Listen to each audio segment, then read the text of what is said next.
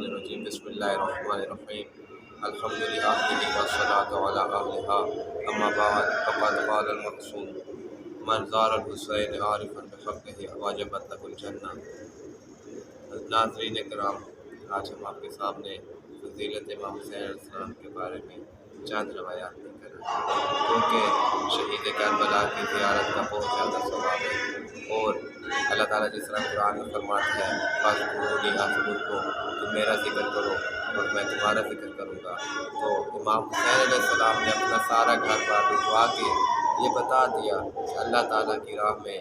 ذکر کرنے سے، اللہ تعالیٰ کی راہ میں قربانی دینے سے اللہ تعالیٰ اسے بلند کرتا ہے۔ اور آج آپ دنیا میں دیکھ لیں کہ جہاں جہاں شیعان حیدر کرار ہیں، ان کی دل کی صرف ایک ہی حسرت ہے کہ وہ کربلا کی زیارت کریں، لیکن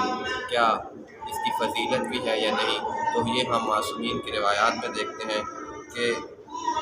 ایک روایت ہمیں ملتی ہے کہ امام علی رضا علیہ السلام فرماتے ہیں کہ اگر کوئی شخص مر جائے اور وہ زیارت امام حسین علیہ السلام نہ کر پائے تو اس کے ایمان میں نقص رہتا ہے، یعنی اس کا ایمان کامل نہیں ہوتا، اس کے ایمان میں نقص رہتا ہے۔ اور اگر وہ جنت میں داخل بھی ہو جائے، امام فرماتے ہیں اگر وہ جنت میں داخل بھی ہو جائے تو کیا ہے کہ وہ اس طرح جنت کے درجوں پر نہیں پہنچ سکتا جس طرح ظاہرین امام حسین علیہ السلام جنت کے درجوں پر پہنچ پائیں گے۔ اور ایک اور روایت جو امام علی رضا علیہ السلام سے صادر ہوتی ہے کہ امام علی رضا علیہ السلام فرماتے ہیں کہ جو شخص امام حسین علیہ السلام کی زیارت کرتا ہے کربلا معلیٰ جا کے، تو وہ اس طرح ہے کہ جس طرح وہ عرش الہی پر خدا کی زیارت کرنے گیا ہے، کیونکہ زار الحسین زار اللہ ہے، حسین کی زیارت اللہ کی زیارت ہے۔ لیکن ناظرین کرام،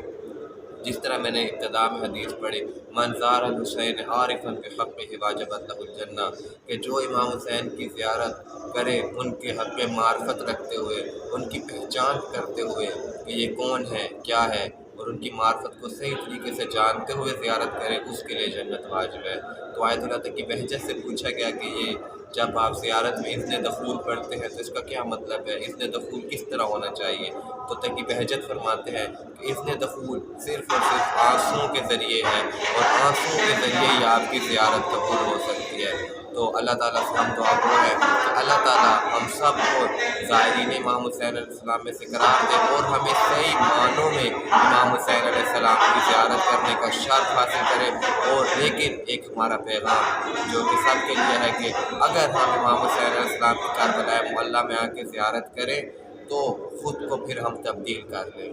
جس طرح امام حسین علیہ السلام کے پاس حر آئے اور حر کی طرح ہی ہم بن کر جائیں، اور صرف دل میں ایک ہی دعا رکھیں کہ اے اللہ امام حسین کے صدقے ہمیں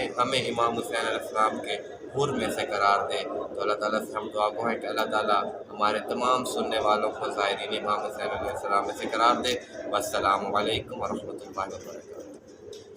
ٹھیک ہے۔